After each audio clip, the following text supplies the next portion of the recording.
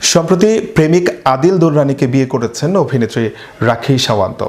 এরপর থেকেই আদিল রাখির বিয়ে নিয়ে শুরু হয়েছে আলোচনা সমালোচনা। ব্যক্তিগত জীবনের বিভিন্ন বিষয় নিয়ে একাধিকবার শিরোনামে উঠে এসেছেন এই বলিউড অভিনেত্রী। এবার গুঞ্জন উঠেছে তার অন্তঃসত্ত্বা হওয়ার খবর নিয়ে। বিস্তারিত দেখুন ডেস্ক রিপোর্টে।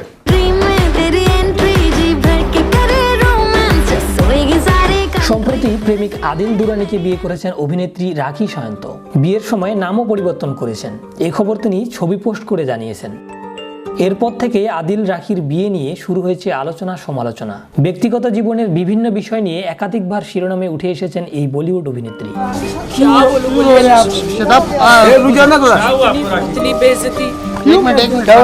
এবার গুঞ্জন উঠেছে তার অন্তঃসত্ত্বা হওয়ার খবর নিয়ে। বিয়ের মাত্র 2 মাসের মাথায় অন্তঃসত্ত্বা হওয়ার খবর দেন আলিয়া ভাট। সেই দেখে রাখি সাওয়ান্তও বলেছিলেন, যেদিন বিয়ে করব সেদিনই সন্তান ধারণ করব।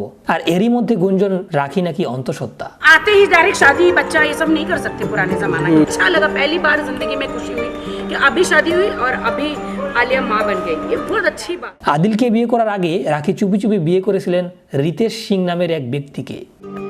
কিন্তু সেই বিয়ের মেয়াদ খুব বেশি দিনের ছিল না। এবারও বিয়েটা চুপি চুপিই সেরেছেন।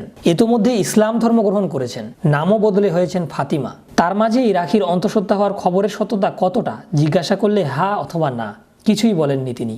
রাখি বলেন, এখনই কিছু বলতে চাই না। जो कुछ कर सकते हैं वो आदिल ही कर सकते। कोई फायदा नहीं है उनसे बात करके। आज भी मैंने कहा, एक बार मीडिया में कह दो। তাহলে কি বিয়ের মতো সন্তান সম্ভব বা হওয়ার খবরটাও এখনই প্রকাশ্যে আনতে চাইছেন না রাখি? अरे अभी तो एक दूसरे को जानने तो दो, रूह से रूह मिलने दो। এদিকে বুধবার নেট দুনিয়ায় খবর ছড়ায় রাখির নাকি গর্ভপাত হয়েছে। সামাজিক মাধ্যমে অনেকেই অভিনেত্রীকে সমবেদনা জানাতে শুরু করেন। কিন্তু তখনই আদিল খবরটি মিথ্যা দাবি করে ইনস্টাগ্রামে একটি পোস্ট করেন।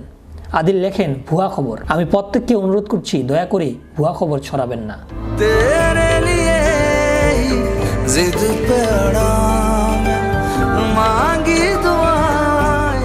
বিশ্ব বাংলা 24 বিনোদন ডেস্ক।